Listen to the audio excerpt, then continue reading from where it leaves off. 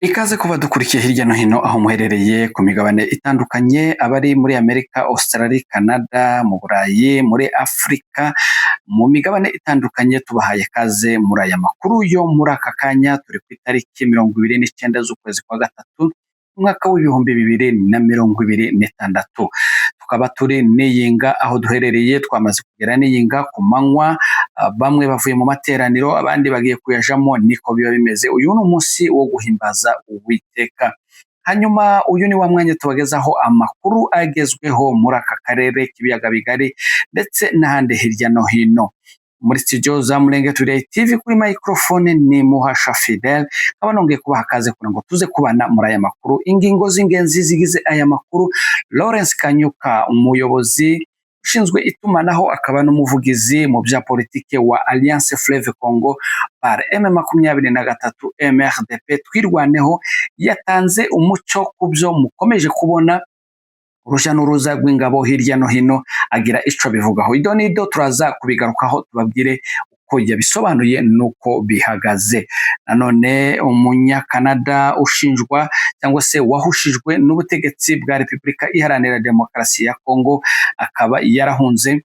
Uyu nguyu ngo yaba arimo kuzira ko yahishuye amabanga ya leta ya Kinshasa yo gukorana na FDLR muri gahunda yo kwica abatutsi, ndetse akaba yaravuze n'imikoranire yayo hamwe na leta ya Kinshasa, akaba aribyo byatumye bari bashaka kumuhitana. Turaza kubongera kubibabwira umenye ibiri muri iyi nkuru.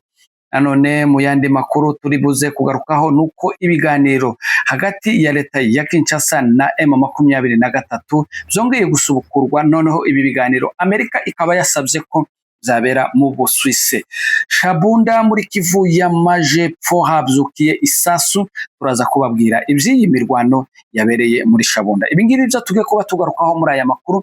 Nimba udukurikiye utarakora subscribe, wibuke kuyikora kugira ngo uzubona amakuru bitakugoye. Amakuru ku buryo burambuye ni mu kanya gatoya nyuma y'akaruhuko.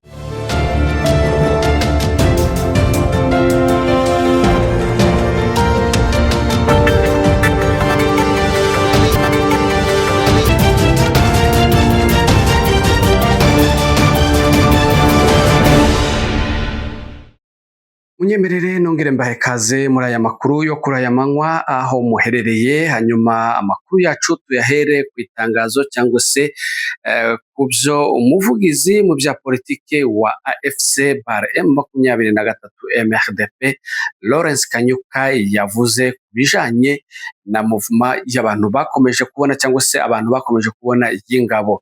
Yagize ati AFC par M23 isobanura uko ibintu bimeze ku mirongo y'imirwano cyangwa se y'urugamba. Inashimangira ko yiyemeje amahoro no kurinda abasivili.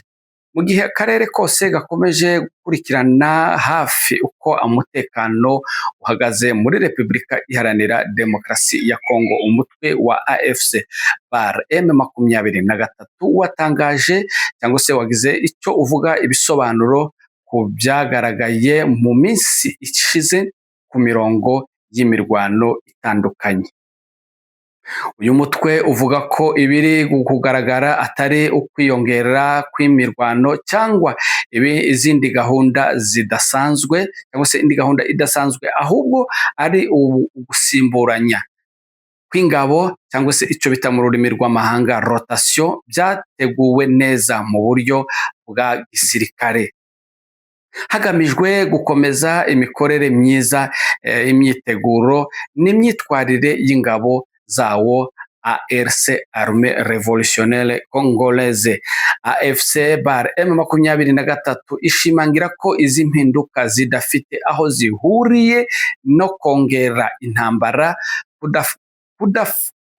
kudata abaturage cyangwa se gusiga abaturage cyangwa gutesha agaciro ibiganiro by'amahoro biri gukorwa, ahubwo ngo bigaragaza uburyo ari umutwe ufite imikorere iteguye neza kandi wubahiriza inshingano zawo, harimo no kurengera abaturage.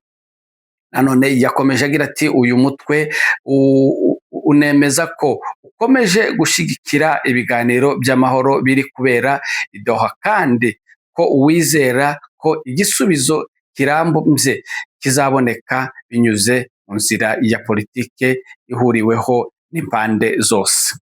Gusa AFC Bar M23 ivuga ko amahoro atagerwaho hatitawe ku mutekano w'abaturage. Ivuga ko ingabo zayo ziri maso kandi ziteguye kurinda abaturage no guhangana n'ikintu cyose cyahungabanya umutekano. Uyu mutwe nanone usaba impande zose bireba kwirinda ibikorwa byo kongera ubushamirane, ahubwo bagashyira imbere ibiganiro n'ubwumvikane mu rwego rwo gukomeza icyizere cyubatswe. AFC Bar M23 isoza ivuga ko ishaka ejo heza hazaza harangwa n'umutekano, ituze n'icyubahiro ku baturage bose, kandi igasaba ubuyobozi bwa Kinshasa kugaragaza ubushake nyabwo bwa politike mu gushaka igisubizo kirambye cy'amahoro. Ibi ngibi bishatse kuvuga ko ibyo abantu bakomeje gukwirakwiza bavuga ko AFC ingabo zayo zataye abaturage zagiye mu bindi bice, ni bya bindi bavuze ngo basubire inyuma, cyangwa se amahanga yavuze ngo basubire inyuma. Barabisobanuye, bavuze ko atari uguta abaturage, ahubwo ari rotation n'imitation, no guhinduranya n'uruja n'uruza rw'ingabo, kubera kuko ingabo zimwe ziba zigomba kuva imbere zigasubira inyuma kugira ngo ziruhuke, hanyuma zigasimburwa n'izindi. Ati rero ntabwo ari uguta abaturage, ntabwo ari ukubatererana abaturage, muhumure, ati dufite inshingano na devoir yo kubarinda. Rero nguko niko bimeze, abantu bakomeza guhura na propagande z'abagambanyi n'abicanyi, muhumure ntaho AFC yagiye, murabyumvise ko babyivugiye bonyine. Iyi ni Twitter cyangwa se n'itangazo ryanyuze ku rukuta rwa X rw'umuvugizi mu bya politike wa AFC Bar M23 MRDP Lawrence Kanyuka, nk'uko abisobanuye neza cyane, akavuga yuko binyuranyije n'ibyo abantu bakomeje kuvuga, bavuga yuko ngo AFC yataye abaturage, ahubwo dufite inshingano yo kubarinda, ntabwo tuzigera tubatanamba, turi kumwe namwe kandi tuzakomeza kubarinda.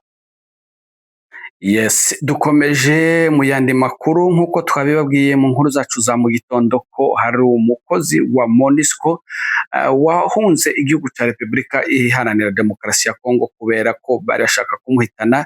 Ndagira ngo twongere tugaruke kuri iyi nkuru, nka mu ifoto mwabonye kuri thumbnail cyangwa se kuri aya mafoto abanza. Iyo akaba ari ifoto ya Khaled Ahmed Heshmat Mausi Ibrahimu, ukomoka mu Misiri kandi ufite ubwenegihugu bwa Canada.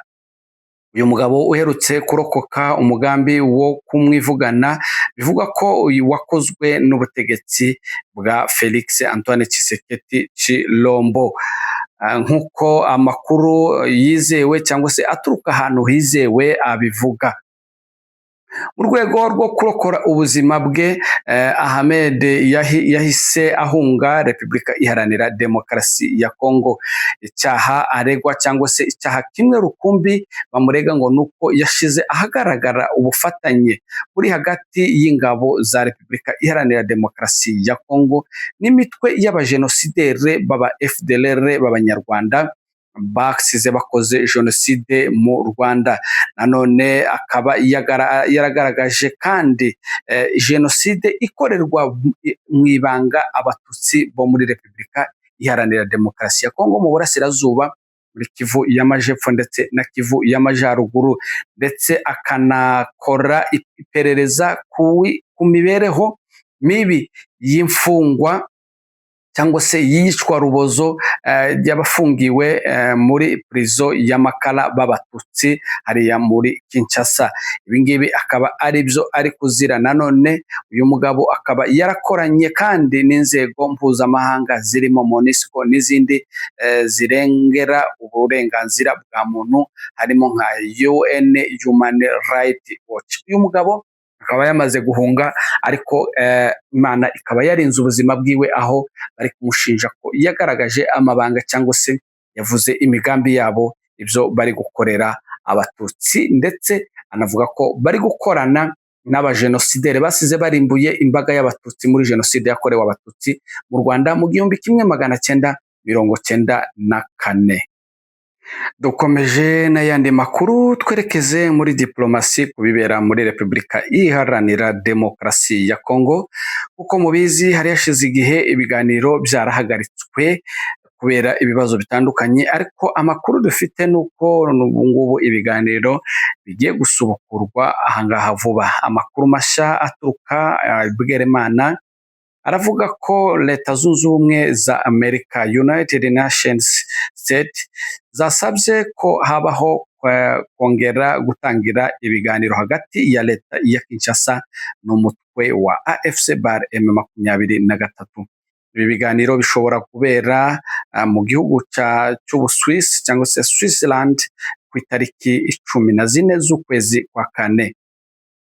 Amakuru yihariye aturuka Bwerimana aravuga ko Leta Zunze Ubumwe za Amerika zatanze icyifuzo cyangwa se igitekerezo cyo gusubukura ibiganiro hagati y'ubuyobozi bwa Kinshasa n'umutwe wa AFC/M23.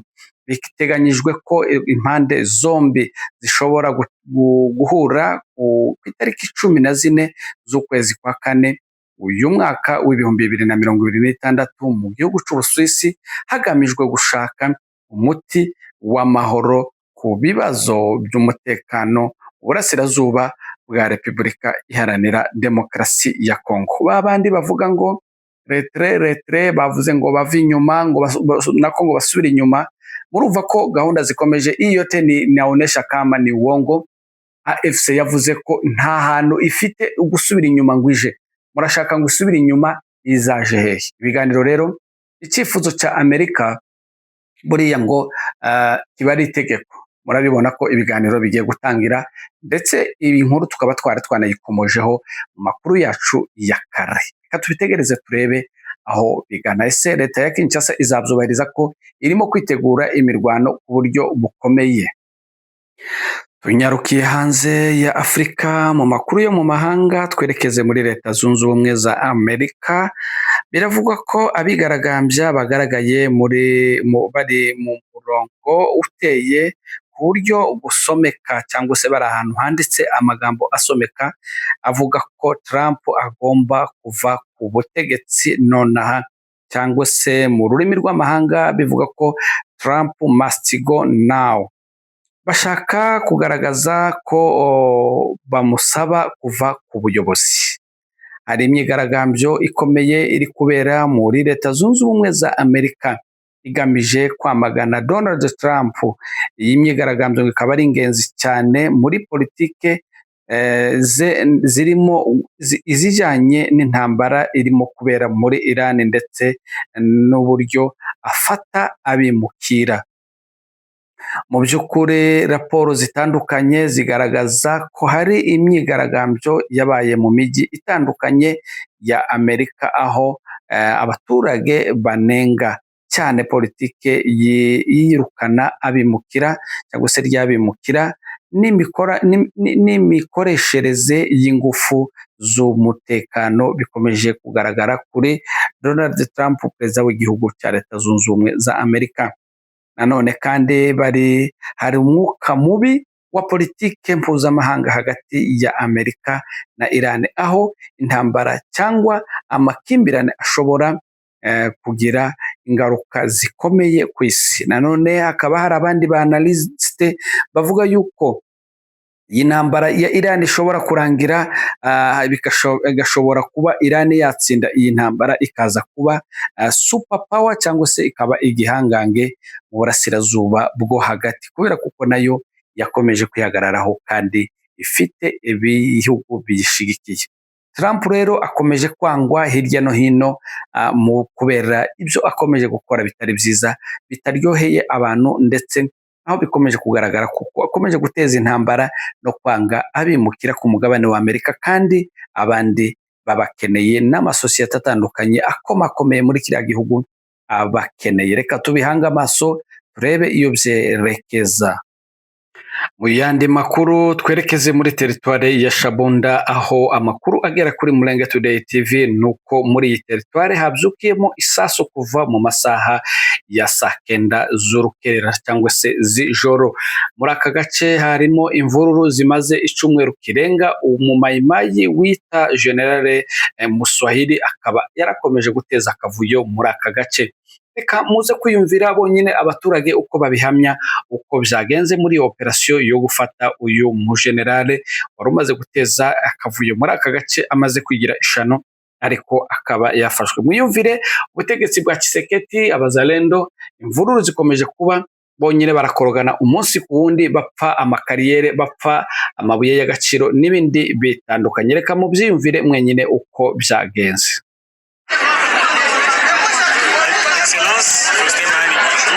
Bonjour, le ministre de la Justice, aujourd'hui vous êtes à Shabunda, Shabunda qui vient de se réveiller sur le pétrole. De quoi il s'agit au juste? Bon, il ne s'agit pas de coups de balles improvisés. Nous, on savait qu'il y avait un problème à Shabunda avec la présence d'un général autoproclamé Moussouaïdi. C'est depuis le lundi, quand nous on annonçait notre arrivée à Shabunda, qu'il a commencé à passer à la radio et faire des audios au téléphone pour dire qu'il va empêcher notre arrivée à Shabunda. Et ça, c'est très grave. Lors du dernier conseil de sécurité que nous avons tenu ici à Shabunda, nous avons dit que les vrais Wazalendo doivent se mettre quelque part, déposer leurs armes, et s'ils sont en train de circuler dans la cité, ils doivent circuler sans armes. Et ceux-là qui vont circuler avec des armes, là où il n'y a pas la guerre, ils seront considérés comme des bandits et ils doivent être traités en tant que tels. Le Swahili général autoproclamé et son équipe n'ont pas respecté ces consignes et ils ont fait tout ce qu'ils veulent. Et le dernier cas en date, c'est celui d'avant-hier. Ils ont quitté Shabunda Centre, ils sont allés à un carré minier Mapipi, qui se trouve à plus ou moins 1 heure de marche de Shabunda Centre. Ils ont fait l'extorsion des biens, ils ont volé, ils ont violé, ils ont commis toute forme d'acte de violation des droits de l'homme. Et voilà pourquoi, quand ils sont rentrés à Shabunda, les Wazalendo, favorables, loyaux aux forces armées de la République, étaient mécontents. Ils se sont ralliés aux côtés des FARDC pour traquer Moussouaïdi. Et c'est depuis 3 heures du matin que des coups de balles ont été attendus. Ces coups de balles étaient pour mettre la main sur Moussouaïdi et son équipe. Ce qui est fait maintenant, c'est une dizaine de Wazalendo maîtrisés avec leur général Moussouaïdi, et ça, c'est vraiment à la satisfaction de toute la population. Vous voyez un peu comment nous sommes entourés par la population en liesse avec une grande joie pour le travail qui a été fait par notre armée. Et cela a été fait de manière très professionnelle parce que nous n'avons pas ni blessés ni morts parmi les civils. Seulement, nous avons déploré du côté de Wazalendo des morts côté de Moussouaïdi. Ça, on ne peut pas dire parce qu'on ne va pas dire que ce sont les Wazalendo, parce que ce sont des bandits armés qui se sont habillés les noms des Wazalendo.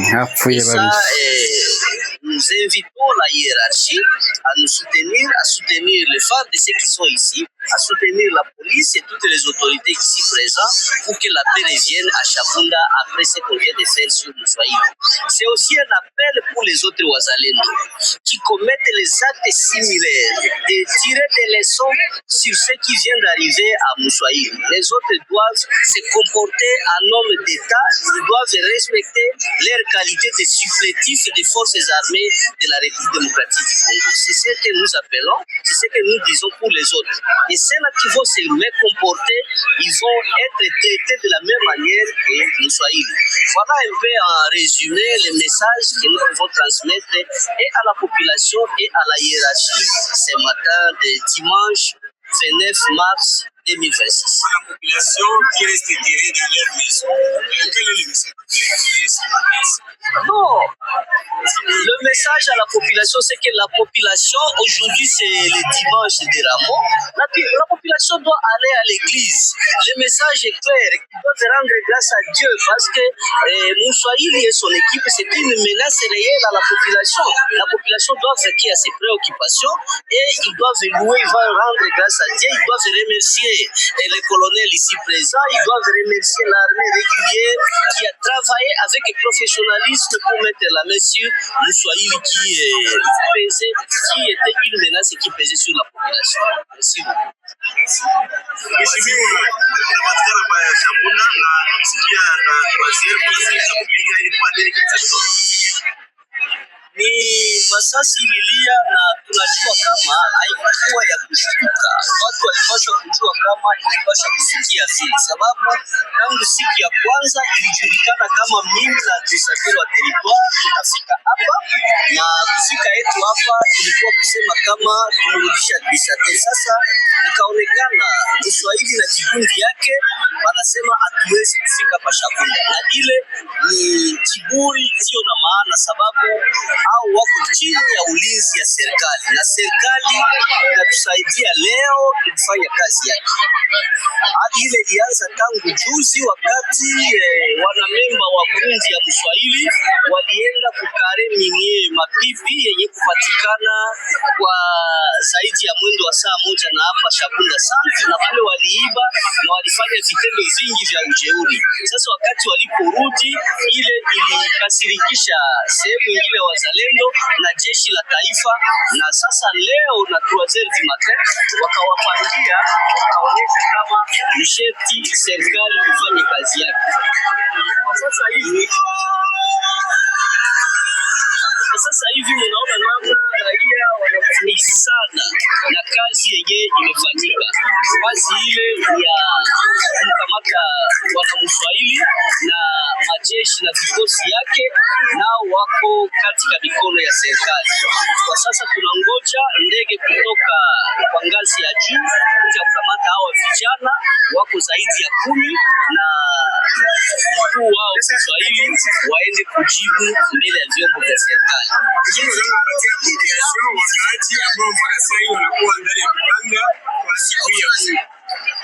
Raia wanaweza sasa kutoka na kutembea, wafanye kazi zao.